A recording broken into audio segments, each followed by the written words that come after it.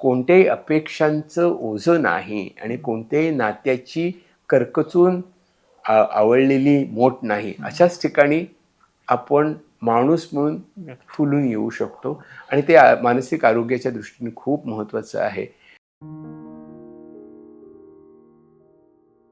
मैत्री या विषयावर तुम्ही पॉडकास्ट करताय ह्याचा मला खूप आनंद आहे. ना नफा ना तोटा अशा बेसिसवरती जे नातं रुजतं आणि फुलतं ते नातं मैत्रीचं असतं. सच्ची मैत्री असेल ना तर मी बोलून दाखवेन. ओके. मी म्हणेन की अरे ना तू तू तो बडा आदमी बन गया, मला जरा कॉन्शियस वाटतं. की कित्येकांचं असं असतं की जे नवीन मित्र होतात, आमचे व्यावसायिक मित्र होतात सगळे, पण यार लहानपणीच्या मित्राची वेगळीच मजा होती. तर हा का असा फरक होतो? तू मला ज्या नावाने हाक म्हणत होता शाळेत असताना त्याने हाक पाड, मी तुला वाटेल ते बोलेन. अरे काय हे आज आहे उद्या नाही आहे, पण तू आहेस ना. मी एक दोनदा त्याला म्हणलं, अरे तू असं का म्हणतो, म्हणलं मला बाहेर तर तू आम्ही आम्ही म्हणतो. तो म्हणे नाही, इथं तुझा स्टाफ आजूबाजूला असतो, हा रिस्पेक्ट जर मी तुला दिला नाही तर ते तुला देतील का नाही असं मला वाटतं म्हणला. किंवा बऱ्याचदा आता जो एक साधारण स्ट्रेसफुल लाईफ आहे किंवा आपल्या आयुष्यात जे चेंजेस होतात, की आता माझं लग्न झालं, मला मुलं झाली, त्यानंतर आपल्या आधीच्या नात्यांना तितका आपल्याला वेळ देता येणं शक्य होत नाही. तर याचा कितपत परिणाम होतो अशा सगळ्या? हे आपण त्याचे काय लग्न झालंय तो काय वेगळं आहे असं नाही आपण म्हणत. अरे तुला वेळ नसतो.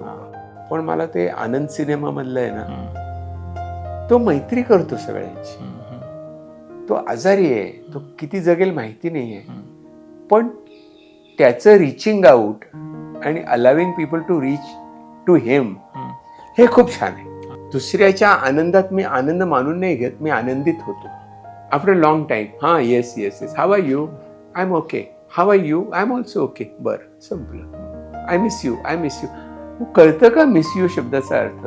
व्हॉट्सअपवरल्या सगळ्या मित्रांशी आपण गळ्यात गळे घालून बोलतो असं शक्य नाहीये, म्हणजे ते पॉसिबलच नाही आपल्याला. किंवा सुरू करतानाच तशा अपेक्षा न ठेवता त्यात पडलं तर तुम्ही करत असता की एक टाइमपास. जनरली ते ट्रेंड असा असतो की तुम्ही अडचणीत आहात, बघा किती लोक ह्यातले तुमच्या मदतीला येतात. तर ते सुरुवातीलाच गृहीत धरलं नाही तर त्यापेक्षा वेळ थोडा आक्रसलाय आणि डिव्हायसेस खूप सोप्या झाल्यात. एकीकडे वेळ आक्रसलाय, एकीकडे रिचिंग आउट सोपं झालंय. तर जुन्या गावातनं मी दुसऱ्या देशातच राहायला आलोय, जुन्या मित्रांशी आता तितकं कनेक्ट होणं शक्यच नाही ह्याची जाणीव आहे. तर आता वय वाढलेलं असताना, नवीन देशामध्ये असताना नवीन जीवाभावाचे मित्र बनवणं खरंच शक्य होणार, म्हणजे पॉसिबल आहे का? मैत्री म्हणजे जी प्रस्थापित नातेसंबंधाची जी साखळी असते किंवा जी एक बाइंडिंग फोर्स असतो, तो आपण हळूहळू ढिला करत चाललेलो आहोत. आपल्या कुटुंब व्यवस्थेमधला हा एक फॅक्टर आहे की आपण नात्यांची गणितं, जमा खर्च करकचून बांधलं. की मैत्री एखाद्या व्हायलिनच्या स्ट्रिंग सारखी असते. त्या स्ट्रिंग्स बांधलेल्या असतात, कधी कधी त्यातनं छान झंकार निघतो, पण स्ट्रिंग्स बांधलेल्याच असतात. पूर्ण मैत्री, संपूर्ण ऍक्सेप्टन्स स्वतःपासून सुरू होतं. I love myself, so I love people. मला वाटतं इगो आडवा येतो कारण आपण I am right you are wrong याच्यामध्ये आपण अडकतो. आपल्याला हे लक्षातच येत नाही both of us can be right and both of us can be wrong.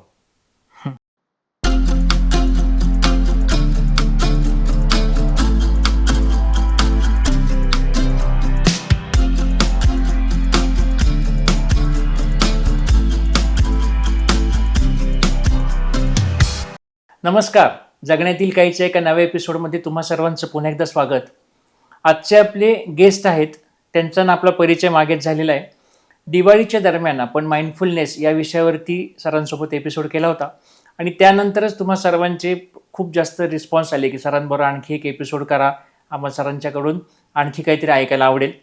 तर त्यानंतर आमची चर्चा झाली आणि विषय असा चालला होता की असं कोणत्या विषयावरती बोलता येईल की ज्या विषयावरती खरं तर जास्त बोललं जात नाही, ज्यावर जास्त चर्चा होत नाही, आणि जो विषय फार आपल्या आयुष्यातला एक महत्त्वाचा भाग त्या नात्यामध्ये आपला व्यापलेला असतो. आणि ते एक नातं असं आहे म्हणजे फ्रेंडशिप, मैत्री, दोस्ती, जे काय आपण म्हणू त्याला. कारण बऱ्याचदा बऱ्याच नात्यांविषयी चर्चा होत असतात, विविध ठिकाणी पॉडकास्ट होत असतात. त्यामध्ये मुलांना कसं वाढवावं, आई वडिलांमधील नातं, भावाभावांमधील नातं, अशी वेगवेगळी जी आपली रक्ताची नाती ज्याला म्हणता येईल अशा नात्यांविषयी आपण बऱ्याचदा चर्चा ऐकत असतो. मैत्री हा जो एक आपलं जे नातं असतं त्याच्याविषयी एक खूप छान गमतीशीर असतं की आपला तो एक रक्ताचा नात्यातला नसतो तो आपला मित्र, पण आपला हक्क किंवा आपल्याला त्याच्याविषयी असणारा पॉझिटिव्हनेस हा बऱ्याचदा त्या रक्ताच्या नात्याच्या पलीकडे जातो. अनेकदा ती मैत्री इतकी जास्त जवळीक येते की त्याच्यामध्ये होणारी भांडणं ही मुलं हे ते मित्र आयुष्यभर एकमेकांची तोंडही पाहत नाहीत. असे सौदागर वगैरे सिनेमे आपण त्या काळी आवडीने पाहत होतो. तर हे खूप मजेशीर नातं असतं आणि मित्र असले तर आयुष्य वेगळं असतं, नसले तर आयुष्यामध्ये काहीच नसतं, असे कित्येकांचे अनुभव असतात. तर आम्ही विचार केला की हेच एक नातं की ह्याच्यामध्ये कशी डेव्हलपमेंट होत जाते, की लहानपणीचे मित्र, मोठ्यापणी आपल्याला जे मित्र होतात, व्यावसायिक संबंध होणारी मैत्री, ही सगळी कशी वाढत जाते, ह्याच्यामध्ये कसं इव्होल्युशन होत जातं, ह्यात कसे गैरसमज होत जातात, मित्रांमध्ये बदल घडत गेले त्यांच्या आर्थिक परिस्थितीत, त्यांच्या शैक्षणिक पार्श्वभूमीमध्ये, त्यानंतर ही मैत्री कशी बदलत जाते, कसं आपण आपल्याच मित्रांना टाळायला बघतो का, असे खूप त्यानं नात्याने पैलू होते. प्रश्न तुमचेच नेहमीप्रमाणे आलेले आहेत. त्या प्रश्नांच्याच नुसार आपण सरांची गप्पा मारणार आहोत. आणि या एपिसोड नंतर नक्की सांगा की हा एक थोडा वेगळा प्रयत्न आहे, हा कसा वाटला, म्हणजे आपण ह्या पुढचे एपिसोड अशा काही वेगळ्या विषयांवर करण्याचा प्रयत्न करू. तर आपण भेटूया डॉक्टर राजेंद्र बर्वे सर यांना. तर सर नमस्कार. नमस्कार, मी डॉक्टर राजेंद्र बर्वे. मी कन्सल्टंट सायकॅट्रिस्ट म्हणजे मनोविकार तज्ज्ञ आहे. याच्या जोडीला अनेक वर्ष मी ह्युमन रिसोर्स डेव्हलपमेंट या फील्डमध्ये काम करतो. याच्याकरता मला खूप इंटरेस्टिंग अनुभव मला मिळाले. खूप कॉर्पोरेट्समध्ये मी काम केलं आणि तो अनुभव शेअर करायला मी अगदी खूप उत्सुक आहे तुमच्याबरोबर. कसं आवडतं ते खरंच सांगा मला. तर हा खूप छान आणि वेगळा विषय आहे, ह्याच्यावरती फार पैलू आहेत. तर ते एक जणांनी एक बेसिक प्रश्न विचारलाय की तुमच्या दृष्टीने मैत्री म्हणजे नेमकं काय? मैत्री म्हणजे जिथे मला सगळ्यात जास्त कम्फर्टेबल वाटतं ते. म्हणजे जिथे मला प्रेमाने पण बोलता येतं, शिव्या घालून पण बोलता येतं आणि काहीही कारण नसताना गप्पा मारता येतात. मित्रमंडळींची गप्पा मारल्यानंतर जर कोणी विचारलं कोणत्या विषयावर बोललात, तर आपल्याला उत्तर देता येता कामा नये. उत्तर दिलं तर समजावं काहीतरी मिळवायला गेला होता. तर मित्रमैत्रीण असे की ज्याच्याशी आपण तासनतास बोलू शकतो, कोणत्याही विषयावर, कधीही, कुठेही. आणि आपल्या गप्पा मारून झाल्यानंतर घरी जाऊन मग मी ते बाकीचं फोनवर बोलतो. असं आपण जिथे होऊ शकतं ते मैत्रीचं अनमोल नातं आहे. ज्याला असे मित्र आहेत भाग्यवान आहे. तर ह्याच्याच अनुषंगाने एक पुढचा प्रश्न होता, जे मगाशी इंट्रोडक्शन मध्ये मी बोललो की कित्येकांचं असं असतं की जे नवीन मित्र होतात, आमचे व्यावसायिक मित्र होतात सगळे, पण यार लहानपणीच्या मित्राची वेगळीच मजा होती. तर हा का असा फरक होतो? मला असं वाटतं की जग खूप बदललंय, वेगवेगळ्या कारणांनी बदललंय आणि जगामधली म्हणजे सर्वसाधारणपणे म्हणू की नाती ही ट्रान्झॅक्शनल आहेत. म्हणजे मला याच्याकडनं काय मिळेल आणि मी याला काय देऊ शकेन, या ट्रान्झॅक्शनवरती ते नातं होत असतं. त्या नात्याला मैत्री म्हणावं का असा प्रश्न येतो. जेव्हा खरोखरच कोणताच इन्व्हेस्टेड इंटरेस्ट नसतो तेव्हा आपण बोलत असतो, त्या दोन माणसं बोलत असतो. विशिष्ट प्रकारच्या नात्यातनं आपण एकत्र आलो असं नसतं. आणि ही जी क्वालिटी आहे, त्या नात्यातला हा जो दमदारपणा आहे, त्या नात्यामधला हा जो पोत आहे, टेक्स्चर त्या नात्याचं आहे, ते इतकं छान आहे की त्याच्यामध्ये ते असं टेक्स्चर फक्त लहानपणी असतं. म्हणजे आपण खरंच एकत्र खेळत असताना खूप एकमेकांशी भांडतो, मारामारी पण करतो, नंतर परत येतो, सॉरी बेरी पण म्हणायचं नाही, जाऊ दे चल असं काहीतरी आपण बोलायला सुरुवात करतो. या नात्यामध्ये खरंच काही ट्रान्झॅक्शन नसतं. त्यामुळे ना नफा ना तोटा अशा बेसिसवरती जे नातं रुजतं आणि फुलतं ते नातं मैत्रीचं असतं. आणि ते लहानपणी आपण अनुभवतो. त्यामुळे आपल्याला मन ओढ घेतं की मला अशा ठिकाणी जायचंय की जिथे खरोखरच माझ्याकडे मी कोण आहे असं म्हणून बघण्यापेक्षा अरे तू आहेस असं म्हणणं. म्हणजे माझे काही मित्र फ्रँकली सांगतो, मला म्हणाले काय वाटतं डॉक्टर राजेंद्र बर्वे तुला? म्हटलं मला काही वाटत नाही आणि तू मला हे म्हणालास ना, हे मला आवडलेलं नाहीये. तू मला ज्या नावाने हाक मारत होता शाळेत असताना त्याने हाक पाड, मी तुला वाटेल ते बोलेन. मी तो रोलमध्ये त्यांनी मला फिक्स केला, ते मला नाही आवडले. ह्या उलट मला एक आठवण झाली की मी दौंडमध्ये प्रॅक्टिस करत असताना माझा एक मित्र 10वी पण तो पास होऊ शकला नाही आयुष्यात, आणि तो नंतर रेग्युलर रिक्षा चालवायचा आणि तो त्याच्या मधल्या गॅपमध्ये माझ्या ओपीडीमध्ये येऊन बसायचा. तर तिथे आल्यावर तो मला डॉक्टर अमित म्हणायचा. तर मी एक दोनदा त्याला म्हणलं, अरे तू असं का म्हणतो, म्हणलं मला बाहेर तर तू आम्ही आम्ही म्हणतो. तो म्हणे नाही, इथं तुझा स्टाफ आजूबाजूला असतो, हा रिस्पेक्ट जर मी तुला दिला नाही तर ते तुला देतील का नाही असं मला वाटतं म्हणला.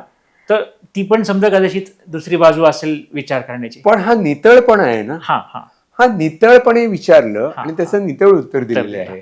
याच्यामध्ये तुमच्या मित्राची समज आहे आणि ती शिक्षणातनं नाही आलेली नाही, ती समज ही नात्यामधनं आलेली आहे. की माझा मित्र ज्याला मी अम्या म्हणू शकतो, तो एका विशिष्ट भूमिकेत तिकडे बसलेला आहे. आय रिस्पेक्ट ती भूमिका आणि मी त्या भूमिकेला आदर राखून करत असतो, कारण असा रिस्पेक्ट माझ्या मित्राला मिळालाच पाहिजे असं मला वाटतं. त्यामुळे हा जी एक सहजपणे येणारी गोष्ट असते ना, ती खूप खूप सुंदर असते. आणि हा विषय खरं मी पुढे घेणार तुम्हाला, मला बोलता बोलता सुचला की बऱ्याचदा काही नाती काळानुसार त्यातले संबंध तेवढे पहिल्यासारखे चांगले राहत नाहीत, काही होत नाही. तर त्याला आपण बऱ्याचदा असं म्हणून टाकतो की हे तर नैसर्गिकच आहे, की प्रत्येक गोष्ट काही चांगल्याच नोटवर संपेल असं नाहीये. तर हे खरंच नॅचरल असतं का आपल्याला ते नातं टिकवायची जबाबदारी टाळण्यासाठी आपण हा भूमिका घेतो अशी? मला असं वाटतं की कधी कधी काळानुसार, मुंबईमध्ये तर ह्या गोष्टी म्हणजे कोणत्याही घनदाट शहरात, झुंडीच्या शहरामध्ये ही गोष्टी खरंच कठीण होतात. की मला जर माझ्या मित्राकडे सहज गप्पा मारायला जायचं असेल तर मला जमत नाही, कारण मला तिकडे पोचायला तासभर लागेल. मी त्याशी 5-10 मिनिटं बोलेन म्हणेन की चल मला परत जायचंय. ही अशी खरोखरच या जमाना खराब आहे अशी सिच्युएशन झालेली आहे. पण मला असं वाटतं की एक व्हॉट्सअपवरच वाक्य आहे, पण मला आवडलं ते, की मैत्री एखाद्या व्हायलिनच्या स्ट्रिंग सारखी असते. त्या स्ट्रिंग्स बांधलेल्या असतात, कधी कधी त्यातनं छान झंकार निघतो, पण स्ट्रिंग्स बांधलेल्याच असतात. तर मैत्री ही अशी असतेच आपली आणि ती आपण टिकवून ठेवत असतो, नाही बोलता आलं तरी सुद्धा. आणि खूप महत्वाची गोष्ट, आपण खूप दिवसांनी एका मित्राला भेटलो तर आपण असं बोलत असतो, अरे कालच तर भेटलो होतो. असं जेव्हा होतं ना, अरे कालच तर भेटलो होतो, तेव्हा आपण खरे मित्र असतो. त्यामुळे त्या मैत्रीला इतकी डेप्थ आहे आणि त्यातली जी एक सुंदर बरोबरी आहे ना, ती खूप छान वाटते मला. किंवा बऱ्याचदा आता जो एक साधारण स्ट्रेसफुल लाईफ आहे किंवा आपल्या आयुष्यात जे चेंजेस होतात, की आता माझं लग्न झालं, मला मुलं झाली, त्यानंतर आपल्या आधीच्या नात्यांना तितका आपल्याला वेळ देता येणं शक्य होत नाही. तर याचा कितपत परिणाम होतो अशा सगळ्या? We tend to become more conscious. Okay. आपण याला किती वेळ आहे, हा कशात बोलेल, वहिनी काय म्हणती, मुलं हाक म्हणत असतील, असं होतं. आणि हे आपण त्याचे काय लग्न झालंय, तो काय वेगळा आहे असं नाही आपण म्हणत. अरे तुला वेळ नसतो, जाऊ दे, ठीक आहे. म्हणून आपण ते वी रिस्पेक्ट की असं आहे आपल्या मधल्या नात्यामधलं, पण ते नातं आपण तरी सुद्धा टिकवून ठेवतो. कारण म्हणतो की हा माझा मित्र, हल्ली भेटत नाही पण मित्र आहे असं म्हणणं खूप महत्त्वाचं. आणि मित्र या गोष्टीला आता आपण खूप कॉन्टेक्स्ट मध्ये बोलतोय, पण मित्रत्वाची भावना ही अतिशय महत्वाची गोष्ट आहे. बुद्धांची 4 परम मानली जातात, म्हणजे जी सगळ्यात महत्वाच्या आयुष्यातली सगळ्यात महत्वाची मूल्य कोणती असं त्याने विचारलं तेव्हा त्यांनी 4 गोष्टी सांगितल्या. त्यातल्या आपण बाकीच्या 3 गोष्टी बाजूला ठेवू, फक्त नाव घेतो त्यांची. मेत्ता, करुणा, उपेक्षा आणि मुदिता. तर मेत्ता म्हणजे मित्रता,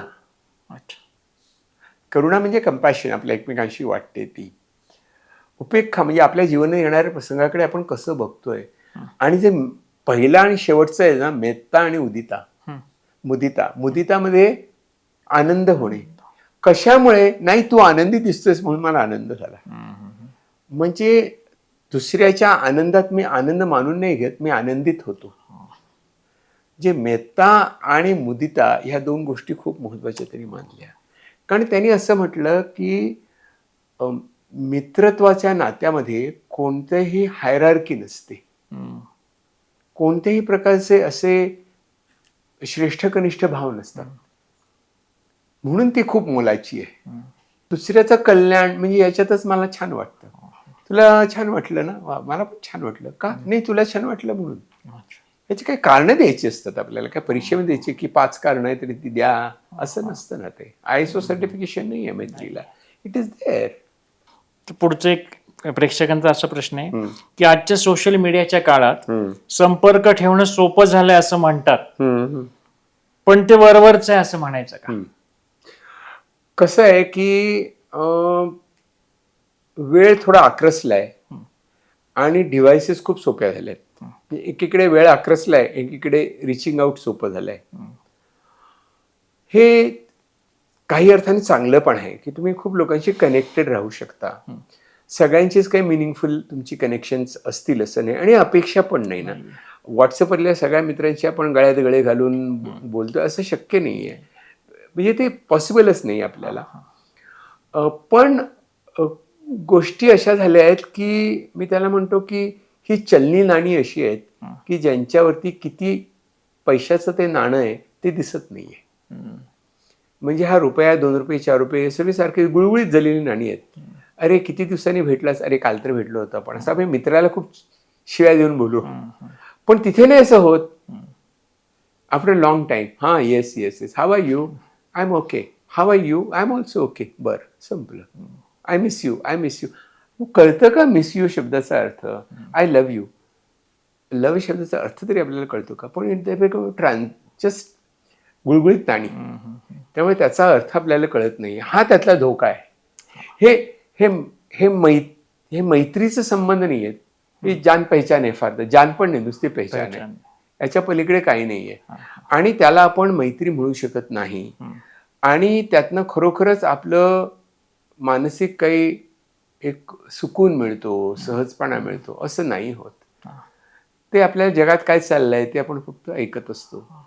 त्यामुळे त्या नात्यातनं काही फारसं हाती लागलं असं मला वाटत नाही. किंवा सुरू करतानाच तशा अपेक्षा न ठेवता त्यात पडलं तर तुम्ही करत असता की एक टाइमपास. जनरली ते ट्रेंड असा असतो की तुम्ही अडचणीत आहात, बघा किती लोक ह्यातले तुमच्या मदतीला येतात.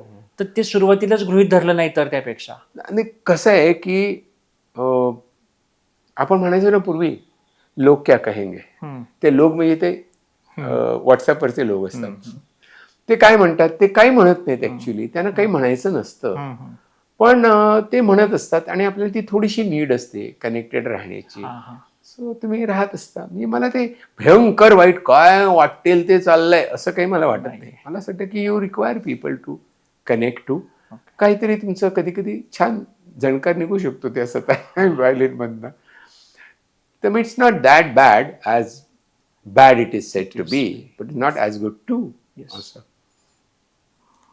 आणखी एक जणांचा असा प्रश्न आहे की अंतर, शहरं बदलणं आणि वेळेचा अभाव या गोष्टींमुळे जवळचे मित्र दुरावतात का? खरंय खरंय. We really miss being with them. नाही, व्यवसायामुळे, काळामुळे, शहरीकरणामुळे हे जमत नाहीये. पण मला काय वाटतं माहितीये की आपण असं बघा, आपण पूर्वी म्हणायचं ना, से कुटुंब कबिला असं म्हणायचं. कबिला म्हणजे काय, कुटुंब नाही ना. म्हणजे कबिला म्हणजे एकत्र असलेली माणसं, वाळवंटातले कबिले होते ते. आणि आपण मित्र परिवार असं म्हणतो. तेव्हा मित्र परिवार असतो जिथे नात्यांची अपेक्षा पूर्ती हे पर्पज नसतं. आपल्याकडे काय आहे, मैत्री, तुम्ही मैत्री या विषयावर तुम्ही पॉडकास्ट करताय ह्याचा मला खूप आनंद आहे. कारण मैत्री म्हणजे जी प्रस्थापित नातेसंबंधाची जी साखळी असते किंवा जी एक बाइंडिंग फोर्स असतो, तो आपण हळूहळू ढिला करत चाललेला होतो. जेव्हा ती नाती आपल्याला अधिक मिनिंगफुलनेस देतात किंवा शेअरिंगचा अनुभव देऊ शकतात, ती नाती टिकतात, ती नाती महत्वाची असतात. पण जेव्हा आपण नात्यांच्या नावावरनं आपण अपेक्षांची जी अपेक्षा बांधतो, तिथे आपण फसतो. आपण मित्रत्वातला जो निखळपणा आहे तो नात्यात राहत नाही. अपेक्षांच्या त्या गोष्टी सुरू होतात की यांनी असं वागावं, त्यांनी तसं वागावं, घरातल्या मोठ्या भावानी असं वागावं, धाकट्या भावानी असं वागावं, तो मोठा आहे, हा धाकटा आहे, तू मधला आहेस. हे याने आपण लादतो आपल्या विशिष्ट भूमिका, आणि त्या विशिष्ट भूमिकामध्येच आपण जगलं पाहिजे. तसं नाही जगलो तर आपल्यावरती टीकेचा भडीमार होऊ शकतो, अशी गोष्ट आहे. म्हणजे खूप दिवसात भावाला भेटला नाहीस असं आपण म्हणतो, अरे खूप दिवसात त्याने मित्राला भेटलो नाही, असं होतं. म्हणजे कारण वाटतं की जाऊन भेटूया. भावाची अपेक्षा असते, तू एकदा तरी बोलायचं तरी, माझ्या मोठा भाऊ आहे मी, एवढं नाही काय लक्षात राहिलं तुझ्या, असं मित्रामध्ये नाही होणार. किंवा झालं तरी ते आपण धपाटा मारून सोडवू शकतो. मला असं वाटतं की आपल्या कुटुंब व्यवस्थेमधला हा एक फॅक्टर आहे की आपण नात्यांची गणित, जमा खर्च करकचून बांधलेत आणि अपेक्षांचं एकदम क्रिटिकलनेस आहे त्याच्यामध्ये, तो जाचक ठरतो. त्यामुळे आपल्याला असं वाटतं की नात्यासंबंधामध्ये मित्रत्वाचं जेव्हा नातं येतं तेव्हा खऱ्या अर्थाने आपण जवळ येतो. म्हणजे खूपदा म्हणतो की हा माझा भाऊ आहे, पण अगदी आम्ही मित्रासारखे आहोत. म्हणजे तुम्ही भाऊ हॅपन टू बी, मित्र इज अ चॉईस. बाकी कोणतंच नातं आपल्यावर आपण मागून घेतलेलं नसतं. आता आईबापानं मुलं म्हणतात, आम्ही थोडंच सांगितलं होतं आम्हाला जन्म द्या म्हणून. आईबाप पण म्हणतात, आम्हाला माहिती होतं, थोडंच माहिती होतं की तू आमच्या पदरी येशील म्हणून. याला अर्थ नाही ना. म्हणजे तुम्ही नाते इतकी तोडून टाकत नाही तुम्ही. तर असं आपल्याला तो एक नात्यामधलं मैत्री टिकवली पाहिजे. मित्रत्वात नातं आणलं तर मग मित्रत्व संपून जातं. आणि जनरली असं एक पॉझिटिव्ह आणि निगेटिव्ह दोन्ही वेनी फ्रेंडशिप, चांगली सकस मैत्री असणं किंवा त्यात दुरावा निर्माण होणं, ह्याचा एक एकंदरीत मानसिक आरोग्यावर कसा परिणाम होऊ शकतो? मला असं वाटतं की मानसिक आरोग्यच मैत्रीवर अवलंबून असतं. अच्छा. म्हणजे जिथे खुलकर बोलता येतं ना, तुम्ही काहीही बोलू शकतो, असं जे नातं असतं ना, ते मानसिक अस्वस्थतेमध्ये अत्यंत महत्वाचं असतं. मी काय बोलू, आवडेल का, चालेल का, काय माझ्याकडनं काय अपेक्षा आहेत, माझी भूमिका काय आहे, मी असं असून, घरातला कर्ता पुरुष असून माझ्या डोळ्यात पाणी कसं येतं, असं जर असेल ना तर तो बोलू शकत नाही.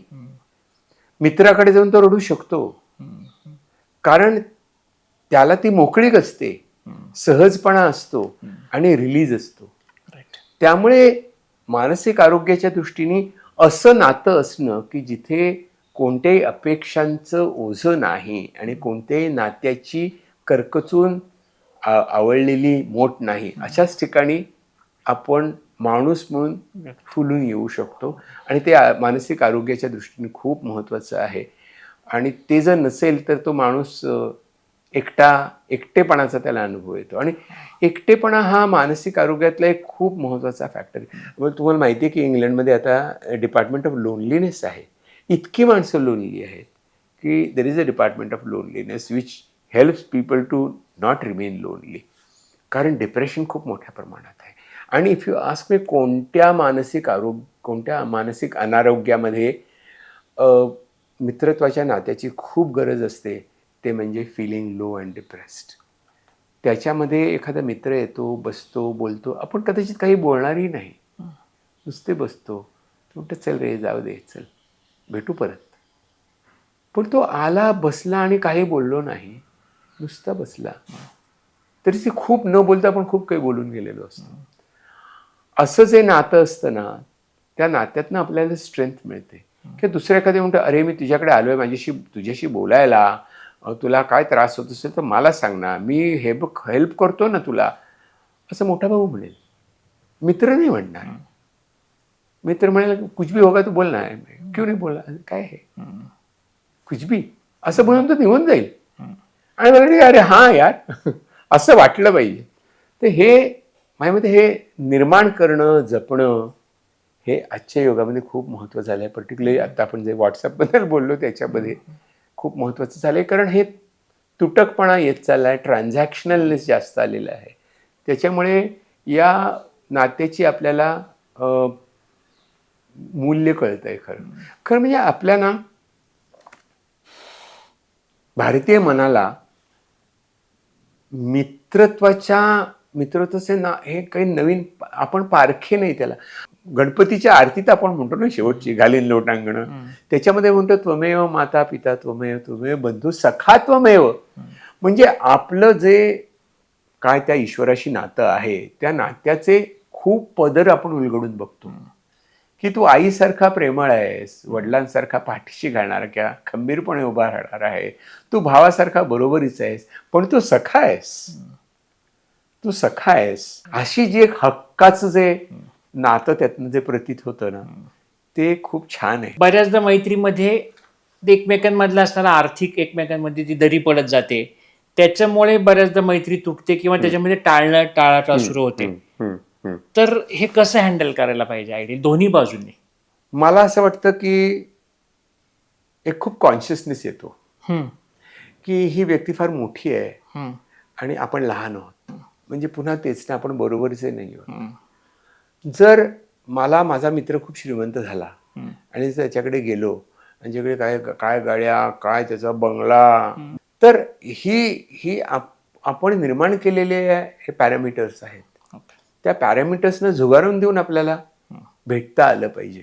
आणि दोघांची जबाबदारी आहे की अरे काय हे आज आहे उद्या नाही आहे, पण तू आहेस ना, आपण गप्पा मारू शकतोय ना, आपण मित्र आहोत ना, ते खूप महत्वाचं आहे.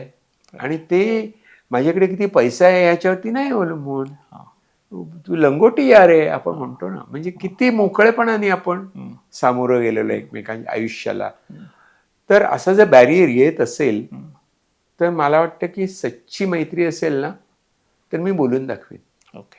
मी म्हणेन की अरे ना तू तू तो बडा आदमी बन गया, मला जरा कॉन्शियस वाटतं.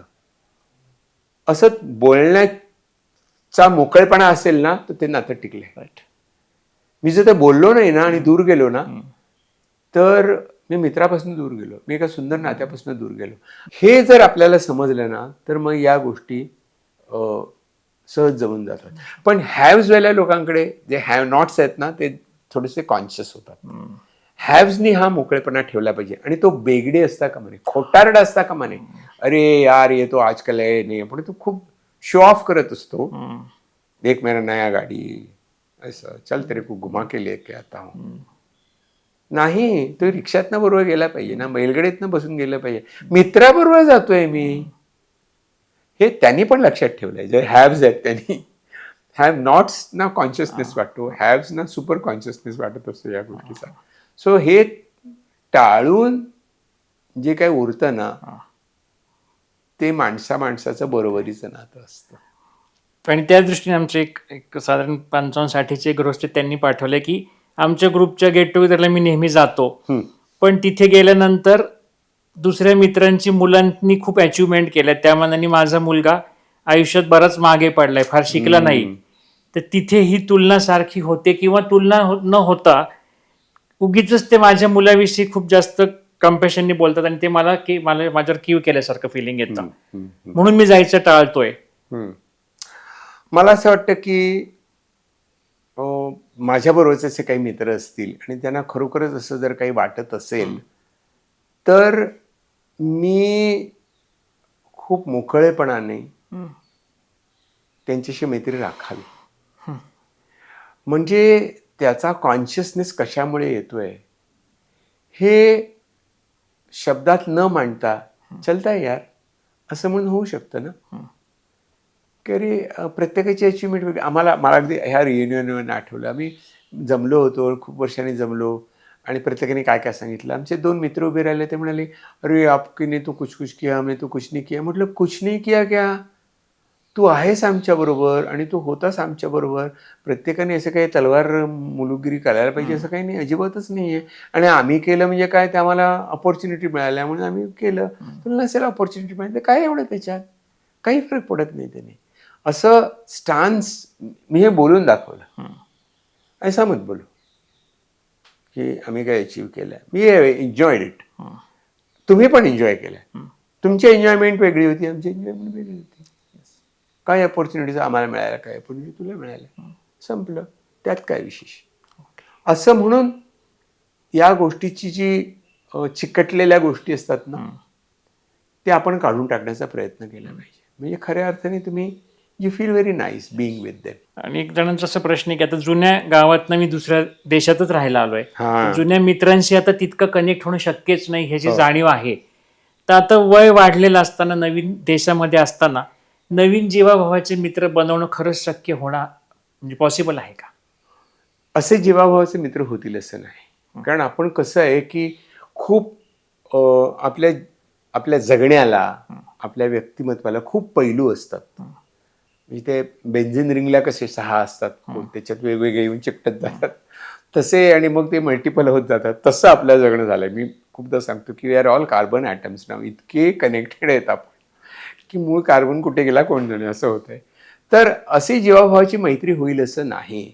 पण जिथे भेटून मोकळेपणा आहे इतपत तरी आपल्याला नातं ते निर्माण करता आलं पाहिजे, आणि ते आपण जपलं पाहिजे. जपलं या अर्थाने की ते रिस्पेक्ट केलं पाहिजे. म्हणजे सपोज समजा मी अमेरिकेत आले, आणि तर मी काय करतो, मी फक्त माझ्याबरोबरच्या लोकांशी भेटतो. आणि कारण मला मग माझ्यावरती कसलं दडपण येत नाही. किंवा काही काही लोक दडपण टाकण्याचा प्रयत्न करत असेल तर तुम्ही त्यांना सांगा की तुझे आणि माझे विचार वेगळे आहेत, मी माझ्या मार्गाने जातो, तू चूक मी बरोबर, मी चूक तू बरोबर, त्यातलं काहीच करत नाही. You go your way, I will go my way, असं म्हणून आपण काही गोष्टी टाळू शकतो. पण जिथे आपल्याला खरंच मोकळेपणा वाटतो तिथे आपण खात्री करून घ्यायची की तुला पण वाटतो का रे मोकळेपणा माझ्याशी बोलायला? हा, अरे छान, मग काय आपलं मस्त जमलं.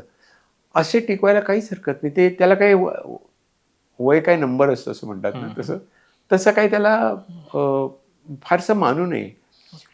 तो मला असं वाटतं की ते खूप करुण आहे. पण मला ते आनंद सिनेमामधलं आहे ना, तो मैत्री करतो सगळ्यांची. तो आजारी आहे, तो किती जगेल माहिती नाही आहे, पण त्याचं रिचिंग आउट आणि allowing people to reach to him हे खूप छान आहे. आपल्याला आनंदविषयी दया वाटतं कामा नये, बिचारे पण नाही वाटतं कामा. आपल्याला असं वाटतं की जीवन खरोखरच तो जगतोय त्या क्षणी. ते खूप सुंदर आहे, तो खूप आनंद आहे. कारण ते ट्रान्झॅक्शनल नाही आहे, ते सहज आहे. रिचिंग आउट मधली मजा येते. Allowing someone to reach out to me, ही पण मजा आहे. हे आपल्याला उमगलं पाहिजे, समजलं पाहिजे, जगता आलं पाहिजे. आणि खरं म्हणजे ते ऑक्टोपस सारखे टेंटॅकल्स पसरून ठेवा, कुठेतरी एक लागतो आपल्याला. लोकांशी जाऊन बोला, भेटा, म्हणजे तुम्हाला मिळतील मित्र. पण आता आनंदवरनं हा विषय निघाला, त्यातनं मला तर एक लक्षात आलं की बऱ्याचदा म्हणजे असं होतं की आयुष्याचं क्षणभंगुरत्व जाणवतं की आता ही स्टेज आहे की आता जे ह्याच्या पुस्तकामध्ये असतं की उद्याचं तुमचा शेवटचा दिवस आहे असं समजा, मग तुम्ही 24 तासात काय करताल.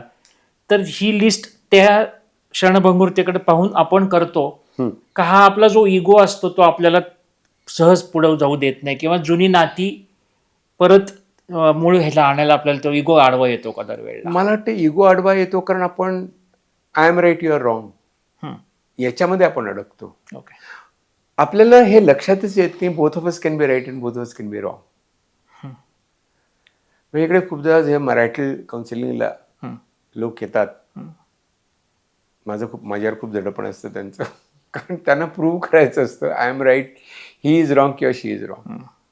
मी ते पहिल्याच माझा बॉल असा असतो की तुमच्या दोघांचंही चुकलंय, तुमच्या दोघांचंही बरोबर आहे. मला चूक बरोबर ठरवायचं नाही आहे, ते काम दुसऱ्या डिपार्टमेंट्सकडे आहे, ते मी करणार नाही. मला तुमच्या दोघांच्या नात्यामधला विश्वास महत्त्वाचा वाटतो, जवळीक महत्त्वाची वाटते, बॉन्डेडनेस महत्त्वाचं वाटतं. याला तुम्ही व्हॅल्यू करता का? तर मग आपण बोलू शकतो. नाहीतर तुम्हाला माझं चूक याचं बरोबर, माझं बरोबर याचं चूक असं ठरवायचं असेल तर your story is over. You can live under one roof but emotional divorce आहे तुमचा. तो तुम्हाला हे सगळ्याच बाबतीत खरं आहे की जिथे तुम्हाला I am right, you are wrong असं करायचं असेल तर ते you have lost it. Both of us can be right, both of us could be wrong. काय रे, आजचं राईट उद्या रॉंग असेल शकेल ना, आजचं रॉंग उद्या राईट होईल, काय माहिती. It doesn't matter. आपण बरोबर आहोत. हे जेव्हा जे उमगतं ना तेव्हा खरं नातं निर्माण होतं. आणि एकदम आतली गोष्ट सांगतो, पूर्ण मैत्री, संपूर्ण ॲक्सेप्टन्स संपूर्ण जीवाभावाचं प्रेम स्वतःपासून सुरू होतं ना. I love myself, so I love people. I love being with myself, so I love being with people. म्हणजे I love being with myself म्हणजे मी स्वार्थी नाही आहे किंवा सेल्फ सेंटर्ड पण नाही आहे. मला माझं बिईंग आवडतं. मी जसं आहे तसं मी आवडतो. काय चांगलं काय वाईट असेल असं नाही ना, पण मी आवडतो. आपण काय मुलांना जेव्हा प्रेम करतो ते शेंबड्या पोराला उचलून घेतो ना, ते काही नागपुसून असं थोडीच म्हणतो. So we accepted it. आपण सेल्फ ॲक्सेप्टन्स आहे. So friendship like charity begins at home. स्वतःशी मैत्री. राईट. नाही, खूप म्हणजे खूपच चांगला पॉईंट होता. म्हणजे जनरली मला कुठला तरी सिनेमा होता परेश रावलचा, त्यात तो फॉरेन कुठल्या तरी देशामध्ये असतो, स्वीपरचं काम करत असतो. तर तो खूप असं सगळ्यांची निगेटिव्हिटी, सगळ्यांना तक्रार कर, हे कर. तर त्याची बायको तेव्हा त्याला एकदम म्हणते की तू कधी इंट्रोस्पेक्ट केलंय का, की तू तुझ्यावर खुश आहेस का आयुष्यामध्ये, म्हणून तुझा सगळ्या जगावर राग निघतोय. ॲब्सोल्युटली. असा. आणि दुसरा एक पॉईंट येतात, तुम्ही काउन्सिलर, मॅरेज काउन्सिलिंगचं सांगितलं, तर मॅरेज स्टोरी नावाची एक सिनेमा आहे. त्याच्यामध्ये त्याचं स्टार्टच असं आहे की मॉन्टाजेस दाखवत नवरा बायको दोघांचेही, आणि बायको तिचं सांगते की माझा नवरा किती छान आहे, तो मुलांना सांभाळतो, किती गुणी आहे, असं तसं आहे. तिचं संपल्यानंतर त्याचं चालू होतो मोनोलॉग, आणि बॅकग्राऊंडला त्या दोघांचे स्क्रीनवरती शॉट्स येतात असं. आणि तो सीन जेव्हा संपतो तेव्हा असं कळतं की ते दोघंही सायकेट्रिस्टच्या समोर बसलेत, आणि सायकेट्रिस्टने त्यांना एक कागद दिलाय की आता लग्न तर तुटणार आहे, तुम्हाला काय काय चांगल्या गोष्टी आठवतात त्या लिहा नवरा बायको एकमेकांविषयी. तर त्याची लिस्ट फक्त वाचत असतात तेव्हा. असं आपण जजमेंटल फार होतो याच्यामध्ये. जजमेंटल, सेल्फ जजमेंटल आहे ना, की मी तसलाच रे, तसलाच माझं नशीबच तसलं, असं म्हणजे ती आय कांट बी फ्रेंड्स. कारण आपण मित्राकडे गेलो ना तरी वही दुखणार होते. कसं त्याला आवडेल? तुझं तेच तेच तेच तेच रडगाणं गात बसला तर म्हणलं अरे काय सोड ना, काय रडतोस, काय त्याच्यात अडकलायस तू, त्याच्या पलीकडे आहे आयुष्य ना, याचा विचार कर ना, असं मित्रांनी म्हटलं पाहिजे. 2 शिव्या हसवून म्हटलं पाहिजे. ती हिंमत मित्रामध्ये आहे, ती त्यांनी आपण नाही घालवायची ती. तर शेवटचाच एक प्रश्न विचारतो की आता हा सगळा आपण म्हणतो काळ बदलतोय, आता असं चेंजेस झाले, या सगळ्याकडे होणारा बदल हा कुठल्याही गोष्टीचा शेवट नाही, तर एक आयुष्याचा टप्पा आहे, असं पाहावं का मग? टप्पा आहे. आणि मला असं वाटतं की मित्रत्व, प्रेम, जवळीक, all work in progress. It is always in progress. कालचं आज नाही, उद्याचं परवा नाही. सतत आपण विकसित होत असतो. मैत्रीमधनं पण विकसित होत असतो. कोणत्याही नातेसंबंधातनं आपण ती क्रिएटिव्ह करत असतो. सो ही जी आतून पेटलेली आस असते ना की I want to grow with you, ती खूप छान असते. आणि ती स्वतःबरोबर पण सुरू होत असते. तर खूप चांगल्या नोटवर, म्हणजे हा विषय खरं तर मलाच विशेष वाटलं, आपण ह्या विषयावरती आज बोलणार होतो, आणि यातनं खूप छान काही काही मुद्दे निघत गेले. एकतर ह्यातला सगळ्यात महत्त्वाचा मुद्दा तुम्ही जर सांगितलं की स्वतःविषयी आपण जर खुश आणि आपल्याला समाधानी किंवा प्रेमात असू तर आपल्याला सगळंच जग छान दिसतं, आपला ॲक्सेप्टन्स वाढतो, कम्पॅशन वाढतं, कदाचित समोरच्याचे दोष समजून घेण्याची आपली ताकद वाढत असेल ह्या सगळ्यामध्ये. आणि मागच्या आपण माइंडफुलनेसचा एपिसोड केला त्यातही हेच चालतं की अवेअरनेस हा महत्त्वाचा आहे आयुष्यामध्ये. तर आजच्या एपिसोडमधून तुम्हाला नक्कीच सरांनी सांगितलेले बरेच मुद्दे, म्हणजे आपले खूप मित्र असतात, आपल्याला शाळेचे मित्र, कॉलेजचे मित्र असतात, त्यांच्या आठवणी येतात. बऱ्याचदा खूप इमोशनल होतो. कित्येक जणांशी तुमच्या मित्रांशी काही गैरसमज झाले असतील, त्यातनं काही अबोला चालू असेल, काहीतरी त्याच्यावरनं भांडणं झाली असतील, तर कदाचित हा एपिसोड झाला. मला वाटतं पहिलं एक काम करा, प्रत्येकाने आपल्या त्या मित्राला एक डायरेक्ट कॉल करून टाका, व्हॉट्सअप करून. त्याच्या ते ब्ल्यूटिक यायची वाट पण बघत बसू नका, कारण कदाचित त्याच्या ब्ल्यूटिक बघेपर्यंत आपला मूड बदललेला असतो आणि आपण तो मेसेज डिलीट करू शकतो. तर डायरेक्ट कॉल करा. तो कुठल्याही मीटिंगमध्ये असेल, कुठल्याही ऑपरेशनमध्ये असेल, तर कदाचित तो तुमचा मिस्ड कॉल बघून तोही तितकाच पटकन तुम्हाला कॉल करेल, अशी मला नक्कीच खात्री वाटते. आणि असेच तुम्हाला काही एपिसोड पाहायला आवडले तर आम्हाला नक्की कळवा. आपण पुन्हा एकदा सरांशी भेटून सरांशी आपण गप्पा मारून असे एपिसोड्स करत जाऊ. सर, तुम्ही आज इथे आलात आमच्या सर्व चॅनलच्या टीमतर्फे.